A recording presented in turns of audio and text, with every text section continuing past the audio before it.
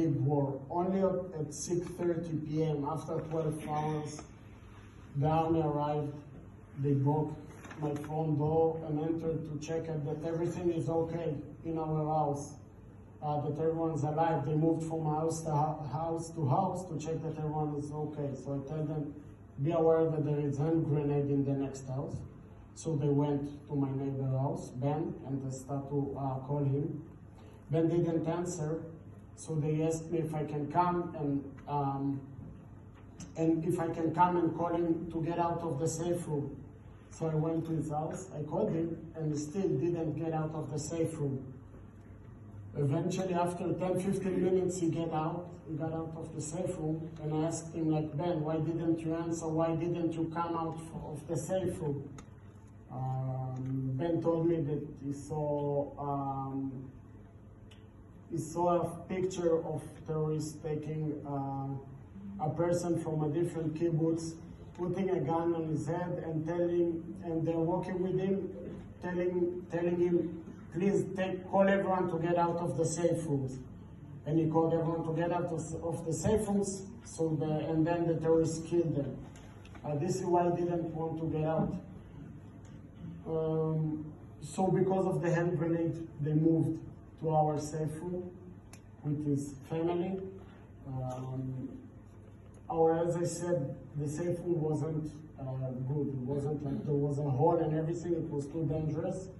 So at 11 p.m., under fire, they moved us to another house, to a different safe room. We stayed with a couple that they were happy to host us. So they told me that they are so happy because their daughter was in the Nova Festival, and she left in Friday night, and they have so much luck that she left, and they were so happy about that, and they kept going on and saying that. So we stayed there. We went we spent the night there in the safe room.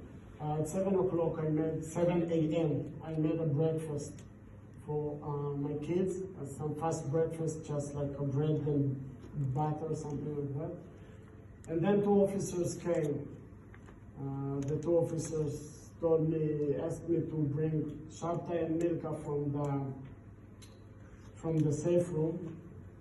And in front of my eyes, they told me that their son, Yuval, was murdered.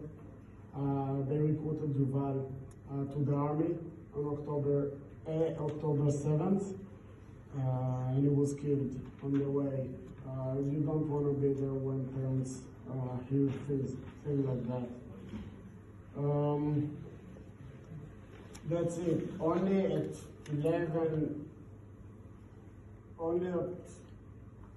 2 p.m. after 32 hours, it was okay for us to get out of the safe room.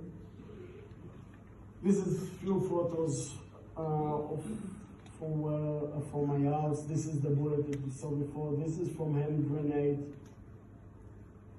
This is my window, our front window. You see, they just start to shoot all over the window, just like that. This is from our house. This is bullets inside. There were many bullets. They couldn't clean them all. This is from our refrigerator. To be honest, I don't know which company this refrigerator is, but they can say that this refrigerator is bulletproof, and they can take the price. They can take the price up pretty easy. Like, I can confirm that, there is a. So again, this is like many bullets all over our house. This is from RPG exploded next to us, so this is from RPG. When the army arrived, they had to mark that they cleaned this house. So this is those numbers. Pretty much everything was broke. As I told you, the IDF arrived, they broke the door. Same thing that the Hamas could have done, the Hamas terrorists, but they didn't.